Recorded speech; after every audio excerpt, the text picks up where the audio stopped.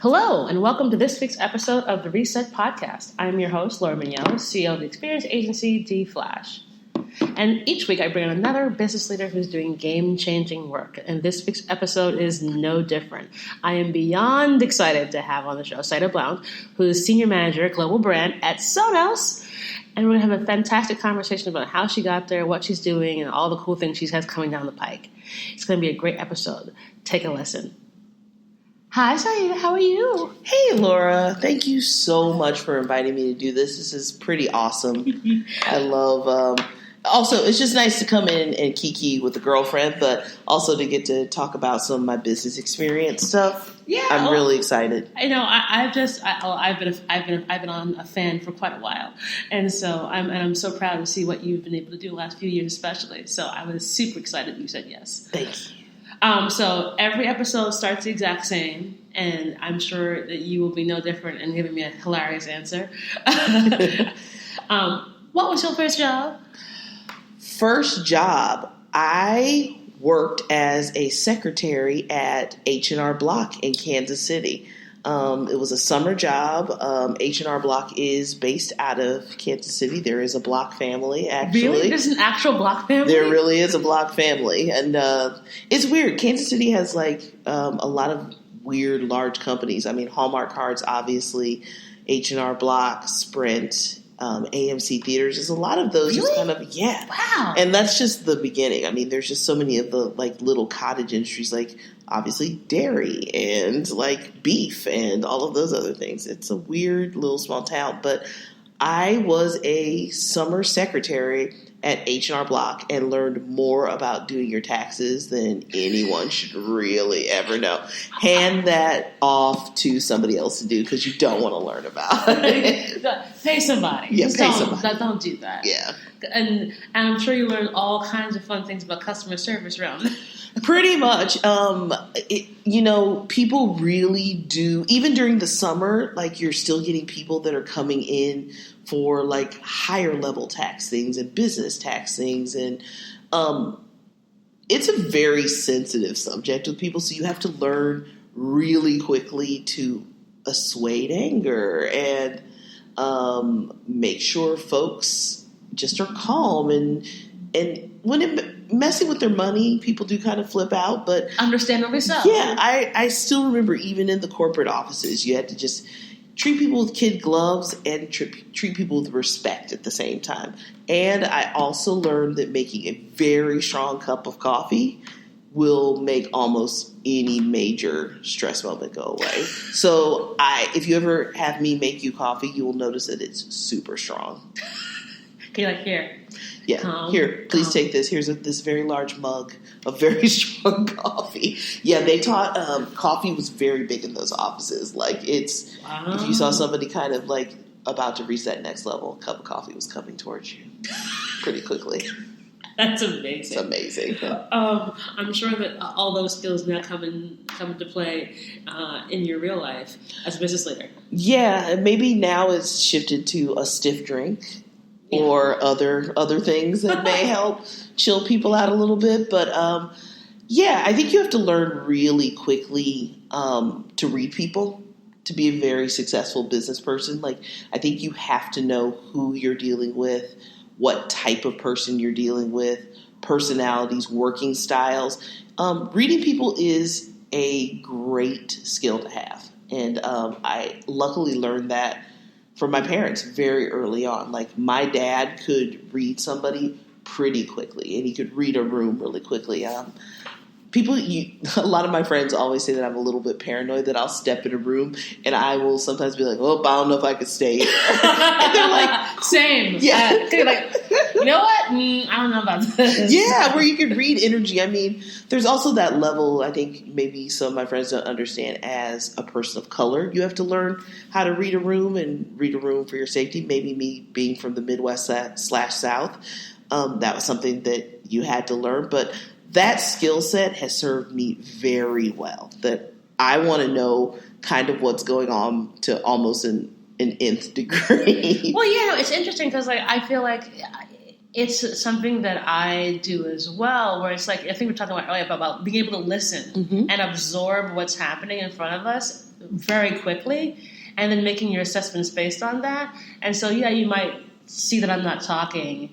It's not because I have an attitude or that I'm angry about something. It's just like, no, I have assessed the situation, and it's best for me to like just be chill in the corner over here. Yeah. And it's not a bad skill to have. I think I wish more people would have it, because just listen, because oftentimes you can get so much further if you just chill for a second. Absolutely. Absorbing all of the information, all of the knowledge, and then using some critical thinking skills would take so many people much farther. I think, as I mentioned to you earlier, I'm not a person that needs to hear myself talk to make myself feel better about what I know. Sometimes it's better to lay back in the cut, get all of the information, be that person that filtered it through a couple of different channels, thought about it, processed it, stressed over it if need be, and then kind of come back with the real learnings and the real details that were needed. It's better to sometimes just be quiet and be in the room and kind of suss out the situation instead of just being the person that's being the blowhard in the corner. It's paramount importance to do that. So H&R Block was interesting. So then, so you're in the Midwest. Yep. What happened next? I went to a really small, kind of middle through high school. Like, people are sometimes astounded to hear that I went to school with the same 35 people at a college prep from 6th grade to 12th grade. And so, oh my God, I know, it's really nuts. And I'm still friends with most of those people to this day. Like, when you spend that much time in kind of an academically rigorous situation, and you're also growing up as a teenager with them, like, you kind of tend to stay tight. So I pressed eject as quickly as possible.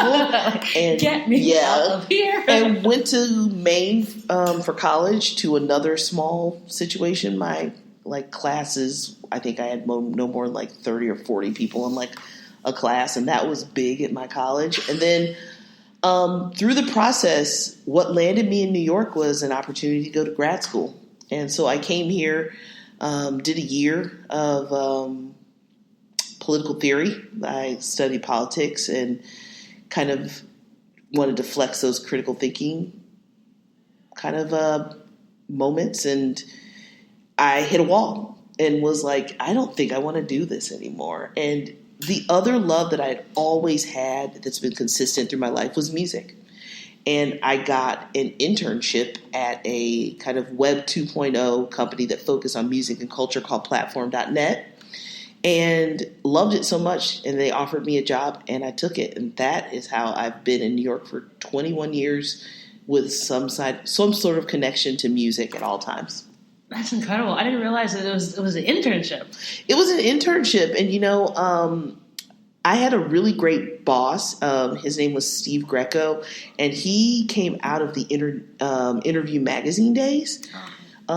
Just one of the most beautiful writers I've ever been around. And when you're in political science, it is all about making your argument, writing clearly. And for me, working with him was a joy, but he kind of transferred those skills I had in politics into writing critically about music and culture. And at the end of the internship, he's like, I'd love you to continue on. He's like, we're looking for a news editor. And he's like, I think you've got the skills. And he's like, I'll work with you. And he's like, I'll train you up.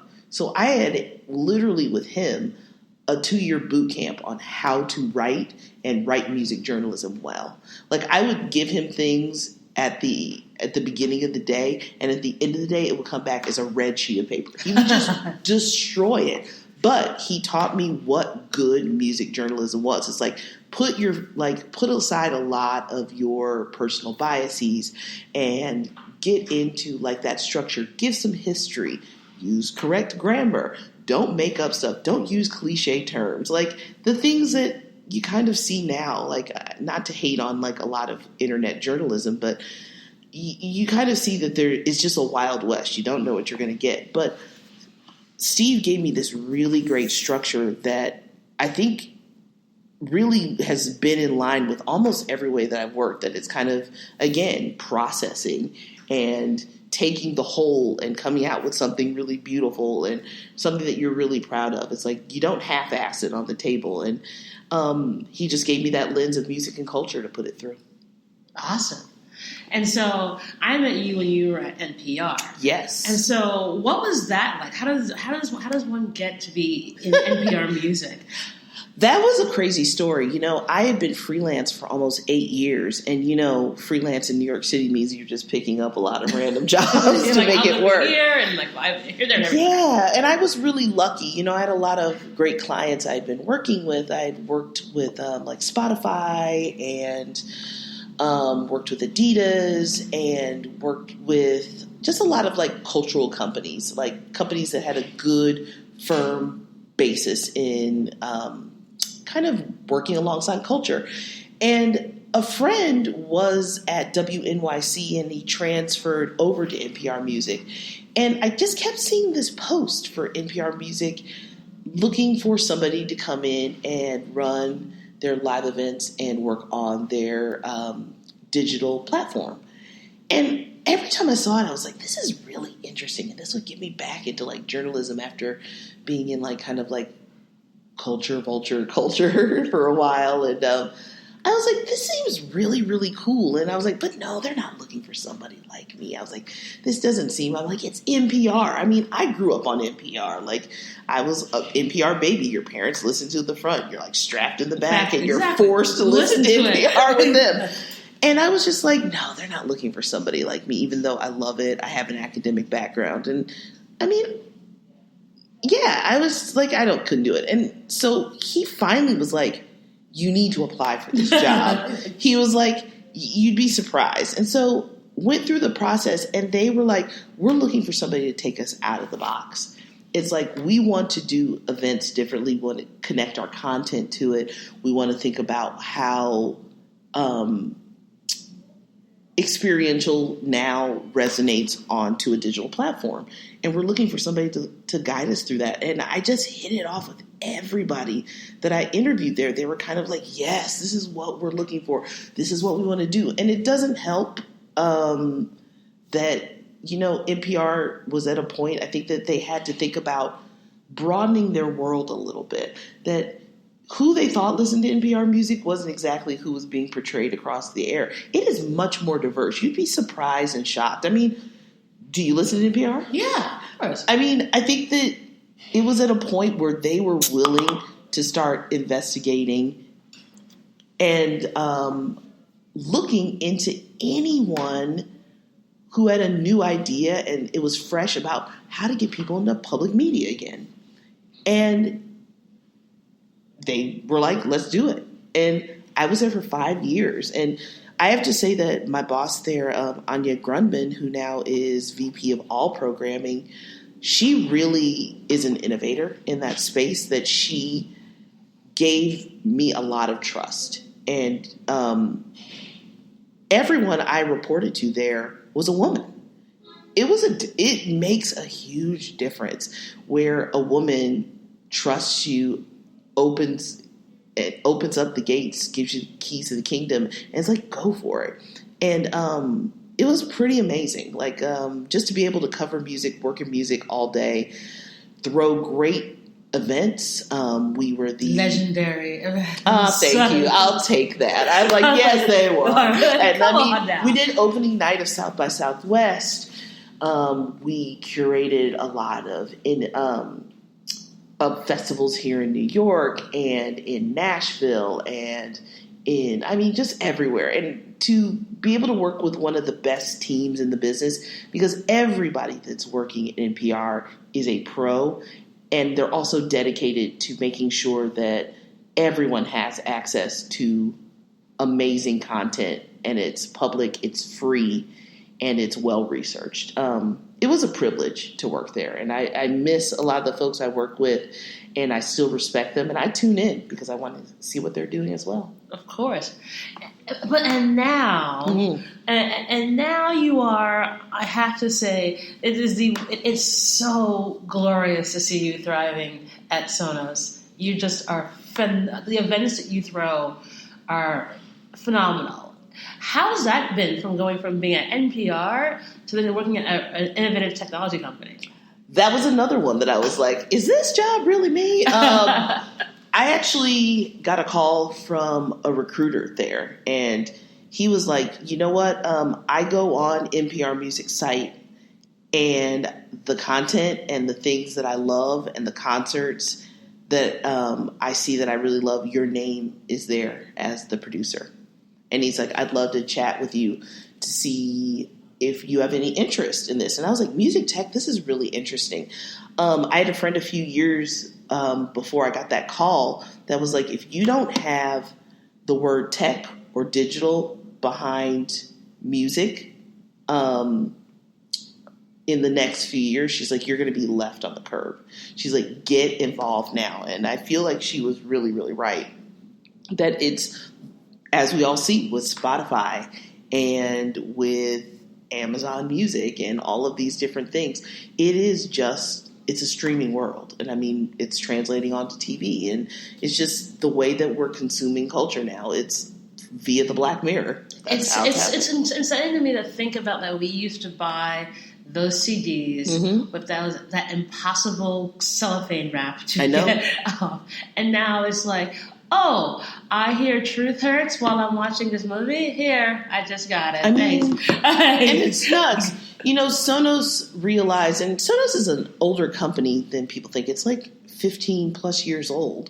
That Sonos figured out very early that sound and music is so integral to everyone's life. It's kind of the center of the home. It's the center of your working experience. It's the way that you express emotion. It's the way that sometimes, I mean, looking at how brands now are expressing their vision, it's just so integral to how we all operate day to day.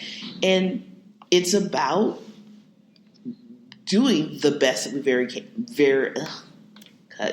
It's about doing the best that we can to make it a full part of your life. I love a company like Sonos because it was founded by music fans who were tech nerds, and this is a company that is really geared towards a music lover, which I am. I'm a music nerd. I mean, when I got the job, they send you a speaker for your home to like celebrate you joining on to the company, and you have to make a playlist for your first day at your work. Homework. Yeah, it's your homework. It's like, come in so people know what your perspective is. And I've really been blessed to work with some of the best people in the business, from the tech end, from the product end, from the music end, from the culture end. Just all of the people that are working there are really about churning out the best product we can do every day. And the company's really believed in me. They kind of, again, just gave me wide swath to do what I wanted to do. They were like, we're going to let you curate and create great events globally for us. And additionally, I've been primarily curating our Sonos store here in New York City, where we have content weekly. And that's been a great challenge of like, how do we adapt this to music lovers across all genres, all age groups, all races, all socioeconomical paths, that we're going to create something that works for you. Or it becomes a new discovery tool for you. It's like, you may not have known about this, but come on down to Sonos and we're going to teach you about it. And then how do we take that content and then make it resonate outside of there? I've been really lucky that I started with that, and I've grown within the company to take a role on the global team. So now we're looking at that globally. And it's like, Sonos does very well outside of the U.S. as well, because I think people realize it's like having great sound in your home is super important. It brings you closer to your family. Like, you have intimate moments around that. You have emotional moments. And so now we're thinking about, what does Sonos sound like to everyone else, and what do people really want to hear when they have those moments? I mean, podcasts have exploded. I mean, here I am right now. And then audiobooks are making a comeback, and music is always there. I mean, just the number of genres and the access everybody has. Like, I can turn on my computer to anything and just grab like African music, and I can grab Irish music, classical music, and it doesn't matter. I can blend that all together. Everyone should be listening like that now, and that's what we want to put out there, that, you know, Sonos is a product that lets you listen the way you want to listen to, and it gives you that freedom. And I've gotten that freedom with this company. It's just been such a fun ride. Awesome! You just lit up when you were talking about it, because it sounds like you're home. You found a really incredible home. You know, it's interesting because, like, as a insane music lover, like, you know, I think about the fact that how music has changed, and I use myself as the example that I was a school bus kid, so I have been commuting almost my entire life, and when I first started, it was my Walkman with my mixtapes that I made on my I don't want to call it ghetto blaster, but kind of a ghetto blaster, where, you know, you have to like wait to the second so you think it's commercials. Girl, let's talk about it. For like Z100 and Hot 97 and Kiss FM RIP. And now it's like it's funny. Like I started doing this thing on Sundays now, where I sort of go for a walk for an hour. And just like love that, and just like walk downtown, and like just and I try and figure out, I just like use it as like my new music discovery hour. Awesome. And so, you know, I'll go on Pandora, which has been a revelation recently, and XM, and obviously, you know, I've got on Spotify. But it's so interesting that like you'll randomly hear this music, and you're like, I would never in a million years think, okay, Vance Joy is someone I want to listen to. But I'm like, this song is good. It's like, great. And it's like, okay, now I haven't, and it's non-committal, because I just like the songs that's now in the playlist. And I can go back to it. But like, I think that there's something interesting, like we're kind of in this sort of interesting golden age of music discovery. Absolutely. And how are you, and you as someone who's an executive, of course, but also as a music lover, how are you seeing the world now? It's interesting. It's like, you know, I think of it broadly in all sonic culture, because music does it opens up worlds for me. That I remember being a teenager, I got a job at Barnes & Noble so I could afford music magazines, so I could learn about new music. I can't even imagine how easy it is for kids now that they literally flip open their computer, go to Spotify, go to Discover Weekly, and there's just 20 to 30 songs right there that they can just discover new music in 2 hours. For me, that is just such a revolution in music. It sounds cliche, but music saved my life, I feel like. I think that having that closeness with friends sometimes, to be able to, that you have that commonality that's like, okay, we all love this band or we love this artist and we went to this concert together, was so big for me. And I think that gave me a stabilizing moment. That's how I met my best friend. It's like we love the same type of music and we listen together. We would go to concerts, and we did that up until like I moved to New York, and she came here to visit me and we'll come to concerts in New York. And it's like, yeah, music is the basis for me. And I think that I feel so excited to see that it's just breaking down barriers, that a kid in Ireland will get a piece of Nigerian culture by turning on a new artist. That I can find out something about. I mean, I've been recently listening to like Sufi mysticism music. Like, have you ever been? I mean, it's just so that it made me research. I heard a beautiful song, and a friend was like, "Oh, that's out of Sufi mysticism," and I was like, it made me research. What? I'm going and to I learned all about a new culture. Music can do that for you. It just opens you up and it makes the world so much broader. And I mean, this job at Sonos lets me go around the world. I mean, presenting events. I'm doing events in London. I'm doing events. I mean, we do events in Berlin. I mean, it's just everywhere. Australia. Music has given me the opportunity to see the world differently, and it's given me the opportunity to understand and respect cultures that are older than ours and broader than ours and deeper than ours, and just super thankful about that. And that I have a job that allows me to do that.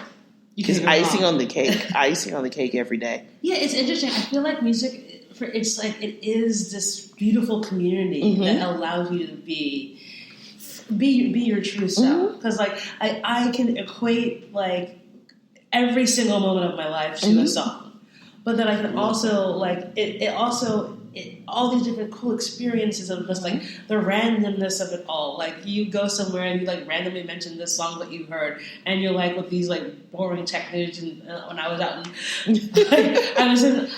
I think I was in Napa Valley at a dinner, and I mentioned some song, and then it was like, wait, what? And then that led to a whole other conversation. So this group of people who didn't know each other all sort of jumping in and ended up having this conversation around this kind of music, and was a phenomenal icebreaker. And you just think of like every piece of music has the ability to do that for people and like bring you together, you know, across every sort of demographic you could ever think about. And it's interesting because like, you know, there's also the democratization of music now because like everything's 99 cents or it's free.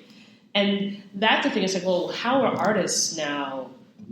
Like, it's almost like artists now have to become business people. Absolutely. And it's fascinating to see how folks are adapting and folks are not adapting. It's amazing. I think people forget that it's hard work. There was a period where you could become very, very wealthy, even if you weren't that great of a band, like just through music. The music industry throws a lot of money at a lot of people to make things happen. Hype bands happen all the time. I mean, if you think about it, it's hilarious to me. But I think that a lot of younger musicians coming into this are now realizing that it is a jog, not a sprint. You better pace yourself if you really want to make that lasting impression and actually make this into a business. Like, you have to treat yourself like a business now. This whole SoundCloud culture of people building an audience through SoundCloud and then kind of getting out there and marketing themselves and letting the word build. I mean, that's Billie Eilish. I mean, and look at her right now. I am so confused by Billie Eilish. I love her story, and I love kind of like what she represents. It's like she and her brother literally made bedroom jams. Like a part of her recent tour at Radio City, there was a portion where she and her brother were sitting on the bed, like this floating bed that was over the audience. She was like literally recreating like what she did. And from her now, she's influencing little girls everywhere to be like, I can do this. I can pick up this instrument, or I can pick up this laptop, or I can pick up this sequencer and do this myself. And I could represent how I want, because she's very outspoken of not being sexualized in the music industry.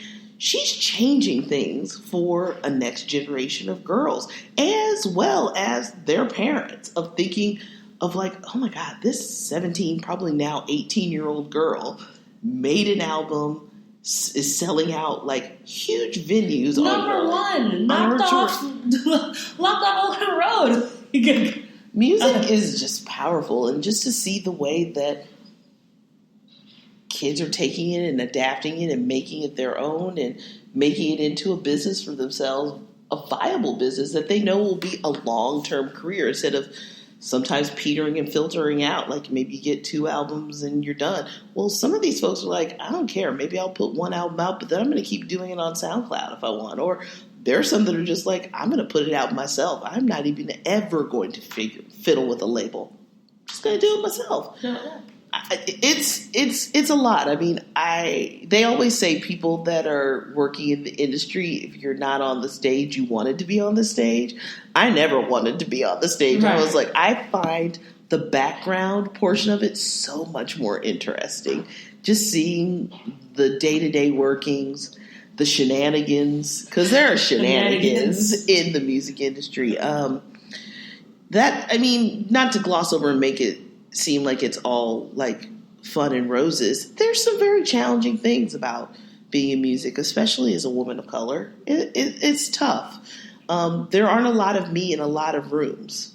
I go into some rooms and it's just me, and I have to every time give my credentials of why I deserve to be in that room. And that's tough. And it's like, I've been doing this for 20 years. I kind of don't feel like anyone needs to know why I'm here as an authority and I know this and I have. And I mean, not to sound like I'm bragging, but I have kind of encyclopedic knowledge about some things. And it's like, I don't feel like I should have to go through that every time, but that's how the industry is. It's like sometimes you go through that with a new generation. Every 5 or 6 years is a new wave of people coming in. Also, music industry has not been super sustainable for keeping a lot of women in. A lot of people make it very tough for working moms and kind of women that just have shit going on to stay in to stay in there. Like, to see people getting up into their 50s and 60s and 70s still in the industry is rare. It's getting more prevalent, but it's still very rare on both the stage end and the backstage end. It's tough. So I appreciate being 45 in this industry and still having a position of power in it.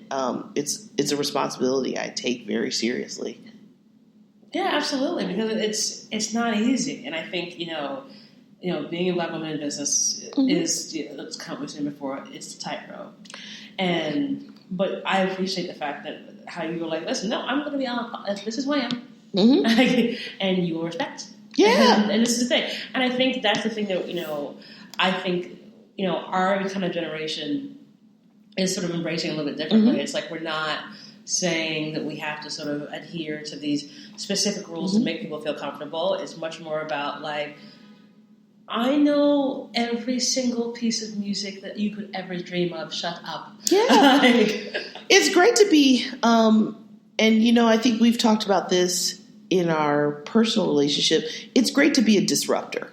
I walk into rooms and, being a Black woman that is bigger and I have a big personality and I've got big hair and I've got, from what I've been told from people, somewhat of a Southern accent, even though I don't hear it. I walk into a room with a rock concert t-shirt, jeans, and like Vans when I'm in today. And there are people that are just like, who are you? What are you doing? But then I open my mouth to talk about what I know, what I see happening, what I want to hear in content, what I want to do in events. And it clicks. But it's all about being yourself. And, it's been very tough to be myself. And it's like there are periods where I feel like I didn't advance because I didn't play the game. And that's really tough. But I think I made a promise to myself when I left being in politics and I made a commitment that I wanted to work in music. I was like, I'm always going to be myself because I took this leap away from what I had always thought I was either going to work in politics or be an academic or something like that. To step away from that for me was huge. It was huge for me. It was huge for my parents. Like for 10 years, my mom was like, you can always go back to school. My dad was surprisingly cool with it, but my mom was like, you can always go back. But I made a promise to myself that I would always be myself. I didn't want to change and I wasn't going to adapt because there wasn't a lot. I can't change my skin color. I can't really change my body type. I can't change the way that I talk. I'm like, I'm an odd egg too. It's like I'm a music weirdo. I nerd out on stuff. So I was like, do you? And I feel like I've kind of gotten into that stride, and every day I embrace just being me. Walking into a room and being different. Love it. Love to shake it up, and I love to be me. Yeah, I mean, and I think that's what is so inspiring, I think, for a lot of folks, because we've got to be ourselves. Mm-hmm. It's like, and, I think that gone are the days of, like, the perfect hair and the makeup to make people feel comfortable. It's like, no. I was saying it before. I was like, no. It's like, the more successful I've got, the more casual I dress. Yeah. Which, well, upset my mother, but but I think it's like, no, but we're an authority about these sorts of things, and I think and it's not to discount people who do it. That's you, but for me, and I think similar for you, it's like, I've worked really hard to be where I am in these rooms, and like I shouldn't have to sort of now put myself back into a box just to make everyone feel comfortable. Because, like, that's not the business that we're in. Yeah, and I think that times are really changing on that. And I love the idea of kind of making people adapt to us now. It's that time. It's like, Black women and women of color in business have been behind the scenes running this stuff. And, a few of us have been allowed to kick the door in, and now we're kicking the door in. We're holding it for everybody, and we're like, "Come on, y'all! Come on!" I think it's super important to take those moments. Like if I see, for years, I would go into a room where I'd go to events because also, I've worked primarily along a lot of rock, indie, dance, a lot of those industries where you don't see a lot of faces of mine. So there would be those moments where I'm in a room and like whatever, and I'll look across the room, I'll see another face, a little brown face, and you do the wave and like whatnot. You do the wave. Now I go to things and it's like it's younger kids, it's queer kids, it's just beautiful to go into these situations that weren't imaginable 15 years ago, and where I felt very alone and like just had to kind of bolster my own security in knowing that I know as much as everybody else in that room. And to now see that other people have the same opportunity and that for them it's something they don't even think about, or if they do get confronted with it, they're like, screw that, bump that. I'm still going to make this happen. Love it. Yeah, it's a really great time to sort of see that. It's funny. This morning I was reading an article about Pink when everyone thought for like the first album they thought she was black, and how and how music was so packaged then because basically they needed another Britney Spears and the face needed that, and so that's why they made Pink do that. And how it was like obviously before social media and obviously before cancel culture. And what would have happened if, like you say, like you compare her to like Ariana Grande? But I also think that like it's a side of how music has so changed that like if you compare Pink being so locked in a box about who she actually was for that first album because they had to kind of get her out. To like having a Billie Eilish. Yeah. It's like, nope. It's like bedroom jams. And it's like, so that's 18 years. Yeah. Like, it's basically the life of Billie Eilish and how music has changed so much. Or if you look at, Billie Eilish, Megan Thee Stallion, and Lil Nas X. Yeah. Which, I love Lil Nas X and Megan Thee Stallion so much because deep down inside I want to be a hot girl for summer. All of us tried to get together. When she said it was a hot married girl fall, I was like, oh my God. Thank you for extending. I'll get it together. I'll do it now. I'll get it together. But like, I feel like that, how we went from being like the packaged boy bands and pop singers to, literally being whoever you want. Like Lil Nas X is like, oh, so yeah, by the way, I'm gay. It's not a big deal. Not a big deal. Yeah, look at Frank Ocean and Tyler the Creator, who was just here last night in New York. These folks have now determined that their course in the music industry is not going to be deterred by who they are. And they've also been able to successfully wrap that into their brand, and that's in quotations. It's a beautiful thing. Lil Nas X is one of those cases where I feel everything was done correctly and everything it's just right, because it's just the pure love of music. You could see that the stuff that he's putting out, he's having the time of his life making it. He's so on it. He's so on it, and it sounds good, and like you feel it in the music that this is a guy that's coming into the industry and is loving what he's doing. He's working with great teams, and there's just a pureness behind it that it's just it's infectious. You want him to win. Like, oh my gosh, yes. I was just like, I heard Old Town Road, and as a person who grew up with a country-loving father, it clicked for me immediately. I was just like, yeah, black people love country music too and have been making it and listening. Charlie Pride.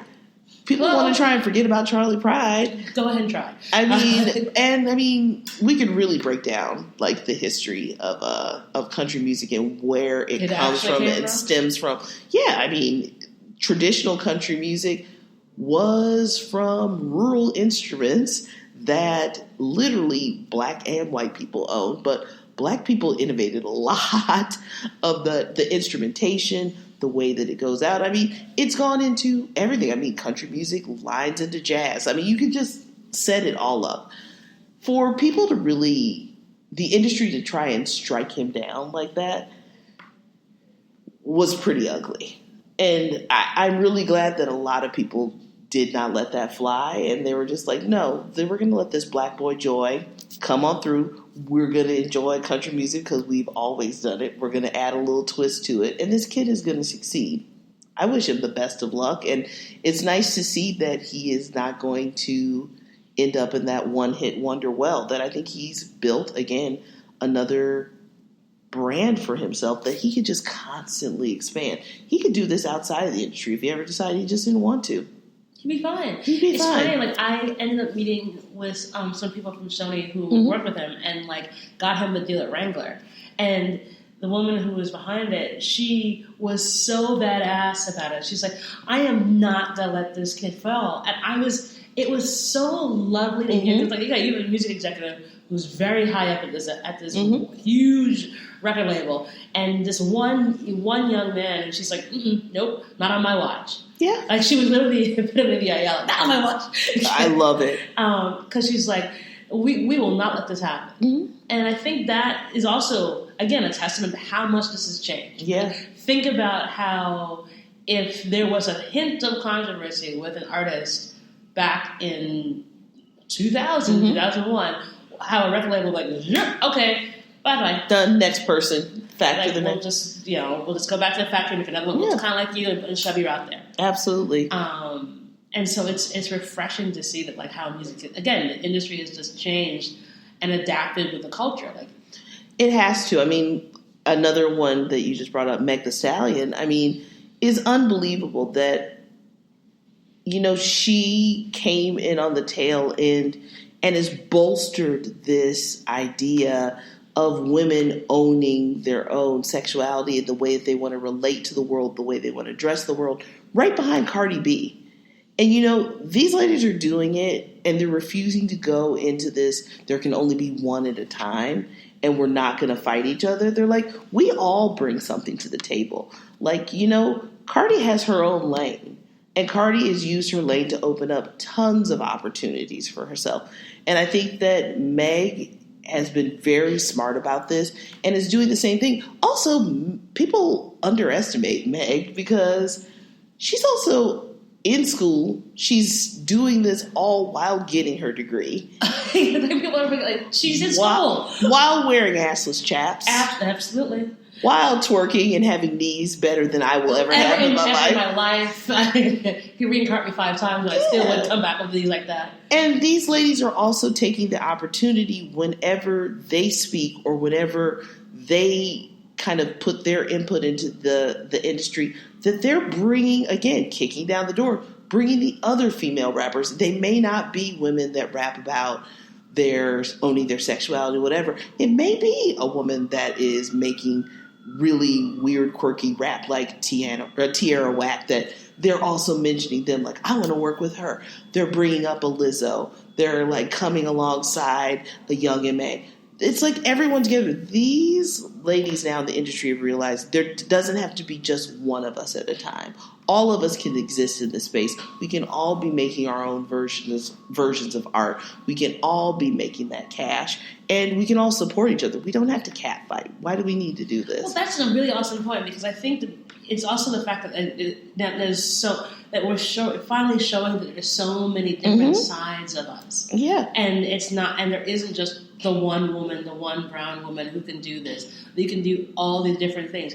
And it's interesting that each of those women are also crossing over into other parts of entertainment. Absolutely. So, like, Truth Hurts was in the movie on Netflix. I'm blanking the name. But that's where the song was in this summer. Yeah, for Lizzo, she really kind of like knocked that out of the park. The theme song for Black Lady Sketch Show is Megan. I love it. It's like Hustlers is getting Oscar buzz for J-Lo. Who is in that? Cardi and Lizzo. I know. And it's like, it is almost as if it's a great golden age of seeing that you can't think, oh wait, you just do music, or you just do movies and film or TV. It's like, no, it's entertainment. Yeah. And everything starts with the music. Absolutely. And I think that's really a beautiful thing to be seeing that's happening right now. Right now. I mean, yeah, this cultural renaissance is really interesting for Black people as a whole in media. More Black writers that cover culture, music, entertainment are getting deals at places like Netflix and Hulu, getting large book deals, and backing it up. This idea of examining culture as a whole and hearing it from our perspective instead of it being translated or trickled down from other people is the best thing ever. Like hear it directly from the horse's mouth. How about that? Let's do that. Listen. Everybody is hustling for their bag right now. Everyone is literally trying to find their place in the culture while opening it up for more friends and more voices and more perspectives. And it doesn't matter what you do. It's like all of it resonates so broadly that it's amazing for me to see. It must be pretty amazing to be a young person absorbing all this, that you just feel like this is normal. For me to see that, I mean, you brought up a Black Lady Sketch Show. I mean, that is unbelievable right now. To hear that The Read is getting a show on Fuse that's coming up soon. You took my next question, girl. Getting into it. I mean, and then like somebody like Deezus and Mero can be even considered that they're doing better in the ratings than some of these other late night talk shows. And they're talking very honestly about things that affect like popular culture that we control. So it's just kind of nuts to see that music and culture just literally, we own it right now. It is this insane golden age. But I was thinking, like, again, it's this weird cycle. Like, we get two dope queens, we get Deezus and Mero, and we have The Read coming. Those podcasts could not be more different. I know. They are all going on mainstream cable. Like, in HBO, Showtime, Fuse. I mean, the popularity of The Read. I mean, oh my God. It's unbelievable. Every Friday it makes me so happy. I swear. It's so great. I mean, to hear perspectives of our own culture unabashedly broken down without having to worry about offending somebody. I mean, talking about stuff that maybe mainstream culture doesn't even understand. But we, with quotations, understand what we're talking about.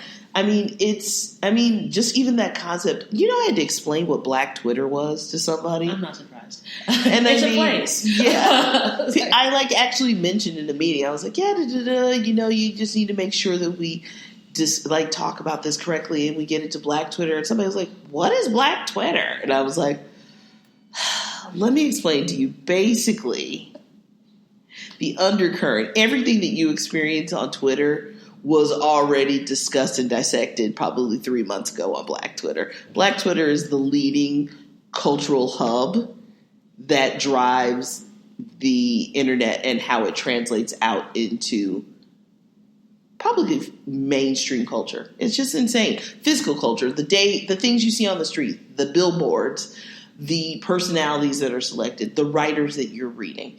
I mean, it's become a phenomenon that isn't a phenomenon anymore. It's just everyday life. It's just life. But we all know where that came from. It's like when I see campaigns and I see ads and whatever, I'm like, oh, you're about 5 months behind that because, oh yeah, Black Twitter talked about that a long time ago. I mean, the people are still writing articles about the influence of the Popeyes fried chicken sandwich is crazy to me. I'm like, that's been out of store for so long. I'm like, Black people ate that sandwich already. We broke it down, we reviewed it, and you're only talking about it now. It's just not paying attention. And it's just like you have to be aware of culture. Really? Like just be aware of where the culture is. Yeah. And who's driving all of this. It's like, pick an industry, and I will tell you how much is coming out of Black culture. Yeah. I mean, sneakers? Hello?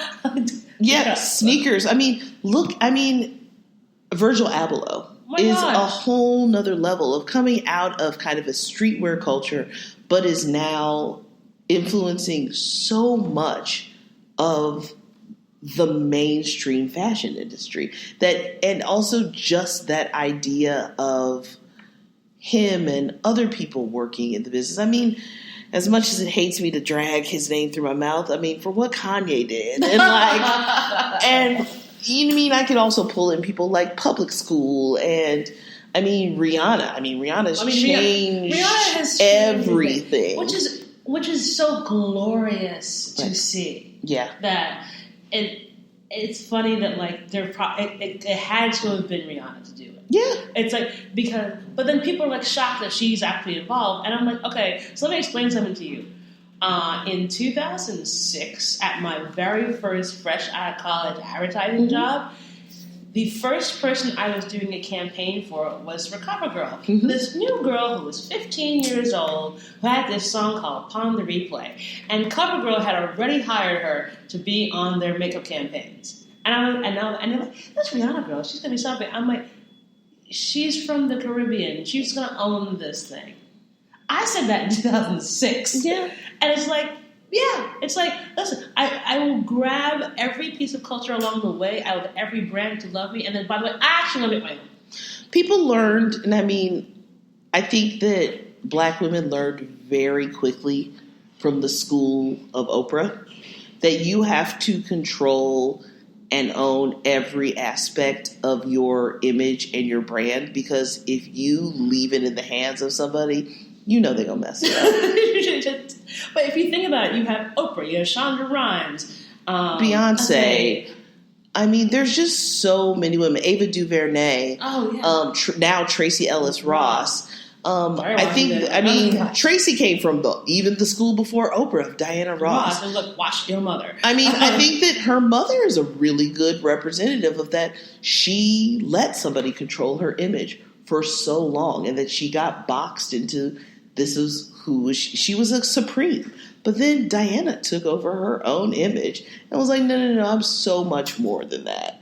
And I think that people like Oprah probably did learn from her, Diane Carroll, some of those folks that literally may not have had the opportunity to own their image fully and own their own brand, to see women like Beyonce that constantly, and I will say that at the beginning of her career, I was one of those people that was like, she can't be doing everything like this. But to learn that she controls every aspect of her projects to a minute degree, and that it filters through her visions. She's coming up with this, that she's behind the scenes editing stuff, and she's drawing things out and sending these docs and pictures to people overnight, and you translate my vision correctly and I want to see it back.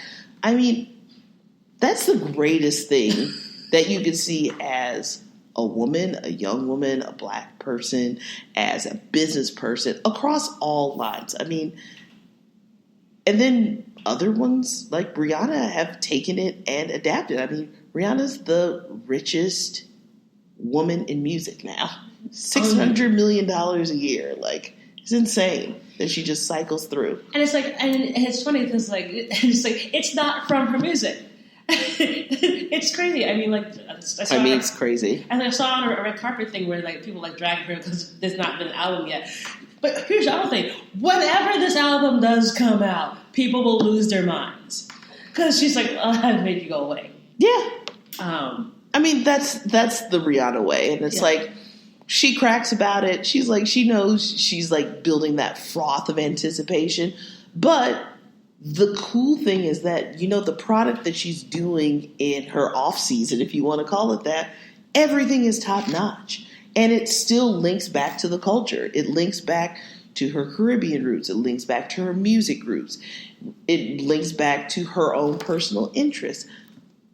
She's a phenomenon. I think that she is not a bad model to look at. I'd be interested. I mean, we've brought her up multiple times to see, would Billie Eilish do something like that? Is it interesting to her? I mean, she's a teenager. She's a kid. She should be able to enjoy her time now. But I'd be interested to see what she wants to do moving on. Yeah, it's interesting. I feel like we have seen far more Black women become sort of the empire owners differently than white women. I think if you sort of say what's the equivalent, what's a white female equivalent of a Rihanna, someone would say Taylor Swift. You're like, no, not really. I mean, they're really. I mean, is it Madonna? So she would sort of be. Because she's got that beauty line. She has the clothes kind of. But she's a different kind of icon. Absolutely. A different kind of a different time. Different time. Different time. I mean, now, who is doing that?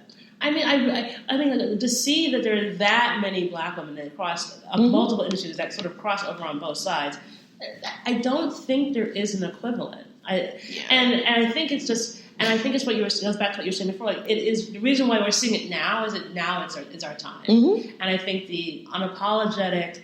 I think this is what we're going to be doing. Watch how well this is done, because everything in that, it's so remarkably well done. I mean, you can take A Wrinkle in Time, When They See Us, and Queen Sugar and go, no, that's all Ava DuVernay.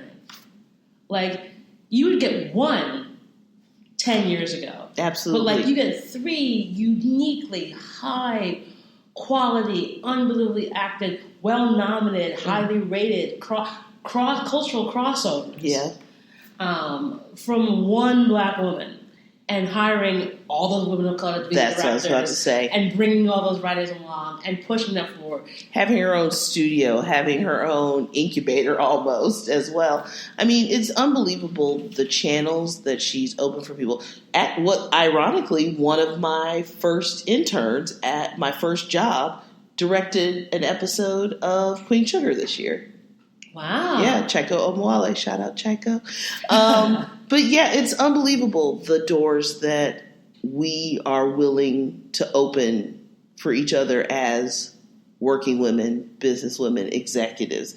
I think that is something that I've had to learn. A lot of the women in my life, like around my family, were either laborers, like my grandmother was a domestic. She cleaned hotel rooms, and all of my dad's brothers and sisters were taken care of by that, which is amazing to me. That work ethic sticks with me greatly. And then also I grew up around a lot of people that were educators, like my mom and my aunt were teachers. And that work ethic stuck with me, and that desire to learn. I mean, that's why I always thought I was going to be an academic or work in politics or something, to share that influence. But, I didn't have that around me. And I think I had to kind of, again, being the only one in the room, I had to teach that to myself. One of the regrets I think that I do have in my working career is that I didn't take advantage of more mentorship. I feel like if I could, I would step back and definitely reevaluate and look at some of that and take some experience from some other women. That is why I always offer myself up. If I see somebody is in that space, or they're coming around to one of our events, or somebody ever hits me up with an interest about learning about what I do, I always respond, because I try to think back about me and what I would have wanted if I was in that same position. Just that you never know if that moment of something that's so small to me could mean so much to somebody else about their career progression and their past. So, that's interesting to me. I think that idea of kind of empire building together is really important. Yeah, it's interesting because I do the same thing, Mm-hmm. and because I think it's also like you intern up and you intern down. Mm-hmm. Because there's plenty of stuff I have zero idea what is going on. So I'm like, oh, you're telling me and you're asking me. I have this for you. But that's the thing. It's like if you create this awesome community of people that's going up, it's not just like vertical conversation. It's a circle, and it's cyclical. And you find really cool people along your travels. And you're right. You never know how much you're impacting someone by just listening for a little bit. And where that can take you. So before I forget, my favorite question now is, what do you do to escape? What's your I need to get away? It's like I need my little self-care. What is your way of getting away? It's multi-pronged, I think. Hikes in the woods, long walks on the beach. I wish. I recently rediscovered travel. This is going to sound crazy, but it is true. I took my first vacation in 4 years this year. And I've told other people, and they're just like, how did you not collapse into a puddle? Be a black woman for a day. That's basically. It's like you want to keep a job and keep moving. Like, that's what you do. That really re-energized me, that idea of like escaping and really turning off everything and putting myself into new situations, uncomfortable situations, going out of my comfort zone. Travel was great. I'm planning on doing much more of that soon, because I was like, oh, this was pretty awesome. I do a lot of beauty-related self-care. I have no shame about spending money on great products that make me feel good about myself. I am not to be trusted in a Sephora with a credit card. Like, no restraint. What do I say? Yeah, they're just like literally like Bank of America's like, ma'am. I do reading has always been a great escape of mine. Again, not to be trusted in a bookstore with a credit card. There seems to be a thread here. Yeah, that's I have a pen of that. Like, I've always just devoured books. Like, that was one of the things I shared with my dad. My dad was an avid reader, and he really passed that. And both he and my mom passed along the love of music. I listen to a lot of music on my own. I love music discovery. I'll do it from every level of like walking through the racks at vinyl record stores, all the way up to just spending a day and goofing off on Spotify and discovering new stuff. But I love music discovery. I will make playlists for myself to just have something fun to do. And I really do try and spend a lot of time with friends. Even doing minute stuff like grabbing a drink with a girlfriend, or going to a movie, or sometimes going out, very rarely these days, going out and like having a little dance or something. But I think it's important to try and stay social. I grew up as an only child, so I stay very introspective sometimes, and sometimes I will just board myself up into my apartment. So I sometimes do have to force myself out to be a social. Maybe that's also a Leo thing too, that sometimes we go through mega social moments and then I don't want to see anybody. Yeah. So yeah, I think that, friends are very important to me. Being an only child, like, they are my family as well. And also having my family be so far away. My family's back in the Midwest. So it's important for me to be social. But I just try to decompress as often as I can. And as I get older, I'm seeing that is more and more important. You have to take care of your mental health as well as your physical health. And like, just getting offline for me is important.